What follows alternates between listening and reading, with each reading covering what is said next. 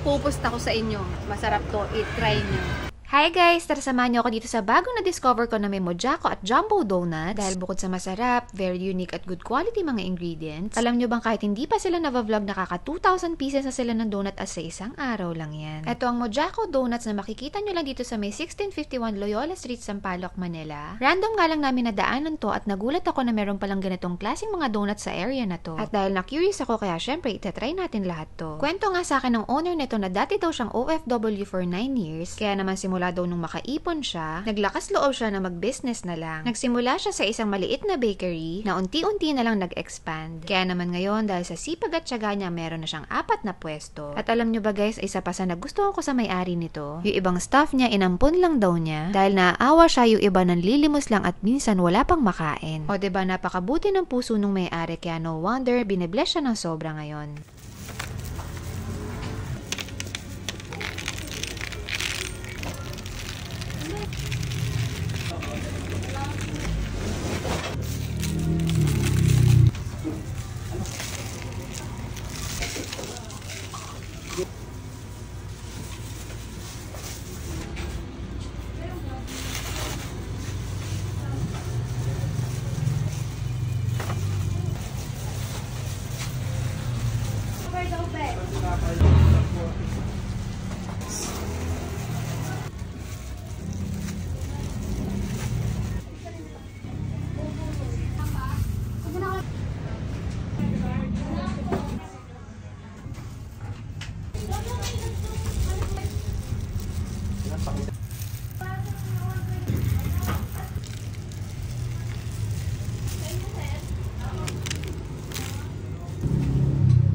Super excited na ako matry ito, kaya ano pang inaantay natin guys? Wag na natin patagalin, i-try na natin! Guys, may nahanap tayo dito sa Sampaloc na malalaking Mojako Donuts at mga premium quality para sa napakamurang halaga lang.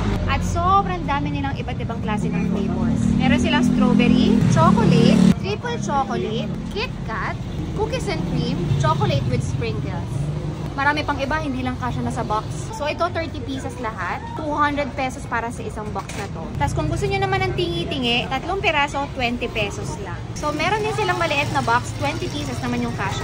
Unahin muna natin tong triple chocolate. Oh, wow! Ang lambot ng dough nila. Ang lambot ng mismong tinapay nila. Try na natin. Ang sarap nito. Ang lambot ng dough nila guys. Ang lambot ng pinakatinapay nila. Sabi nila dito kahit 2 days na daw sobrang lambot pa rin. Pinerfect daw nila to para sa mga bumabiyahe at pinibili to pampasalubong. So kahit tumagal to, kahit hindi mo ilagay sa ref, malambot siya.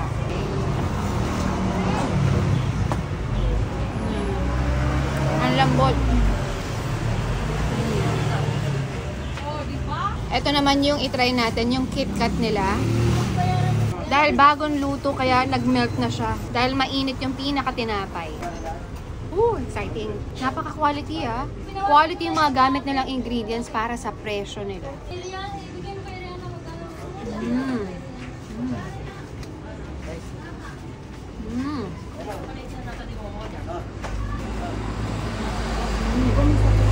Wow! Pinaka nakaagaw atensyon talaga sa akin, yung lambot ng tinapay nila. Lumulubog yung bibig mo sa lambot niya.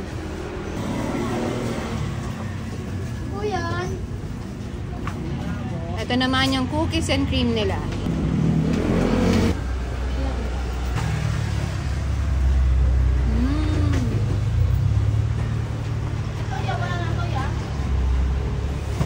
Masarap din. Try naman natin yung Mojako strawberry nila. Imagine niyo guys, 2,000 pieces sila ng Mojako sa isang araw. Ang pinakamahina nila, 1,000 pieces ah. Pinakamahina na yon. Ang lambot ba naman kasi, oh? Sobrang lambot.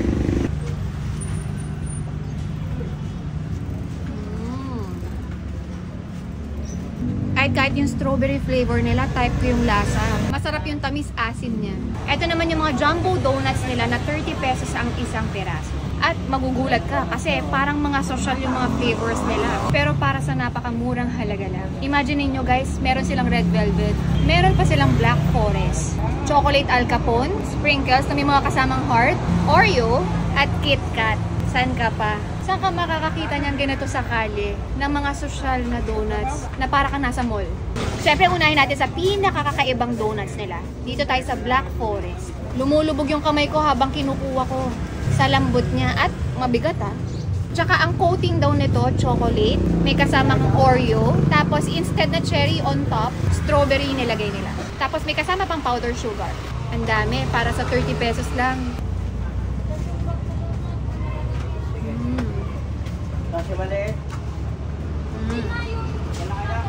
Wow.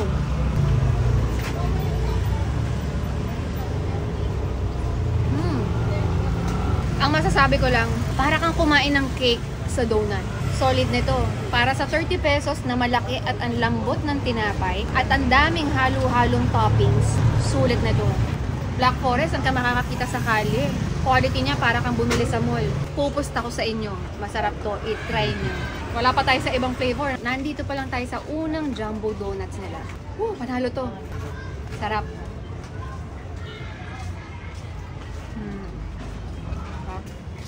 Ito naman yung next na i-try natin. Yung white chocolate nila with red velvet. Another social jumbo donuts na presyong masa lang. At alam nyo ba, na 700 jumbo donuts sila sa isang araw. At yung pinakamahina na nila, 500 pieces ng jumbo donuts sa isang araw. Lupet!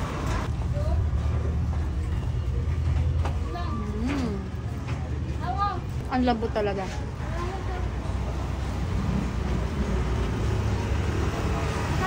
Isa pang masarap. Pero kung tatanungin mo ako, dito ako nagulat sa lasa ng Black Forest.